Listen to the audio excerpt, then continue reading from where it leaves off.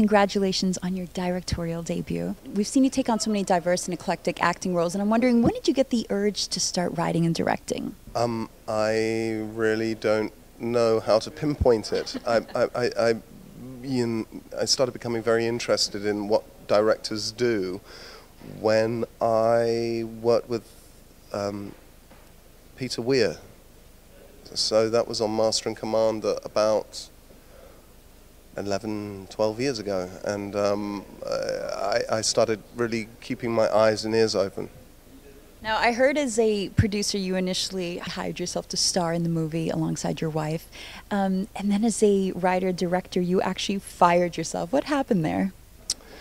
Well, I've rather cleverly put Anthony Mackie and Jennifer Connelly in a movie about a homeless junkie and a homeless Nigerian Muslim, because people don't tend to give you a lot of money to make films about that. So I added myself into the mix to raise finance, and then just before we started shooting, I cut the scene.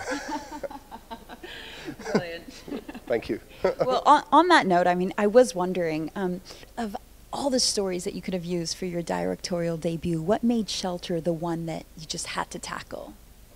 Well, I was writing about a few different things. One was a comedy, and it was a sort of satire, and the other was a film. I wanted to write a film that was about judgment, and I didn't know what shape that would take, or where that would be set, or who it would be about, but I knew I wanted to write a film about judgment because I think it's an urgent issue. I think that on a macro global level, and as well as a sort of micro individual level, we're becoming more and more black and white in our positions, and yet the world is increasingly full of more and more grey area, and I didn't know what that should be about, but it felt like an urgent issue, and then it slowly became about homelessness. So was this story actually inspired by anyone you encountered, homeless people in New York, for instance? New York has a huge homelessness problem. There are 59,000 homeless people every night. It's the second richest city in the world, and 25,000 of those people are children, and that's a shocking.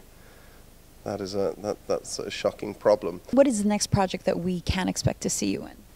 Well, I've got a film coming out called Mordecai with Johnny Depp and Gwyneth Paltrow and Ewan McGregor. That comes out in January, and then I'm in Avengers 2, which comes out in May, so that will be a monster. Hi, I'm Paul Bettany, and you're watching Dubai on Demand.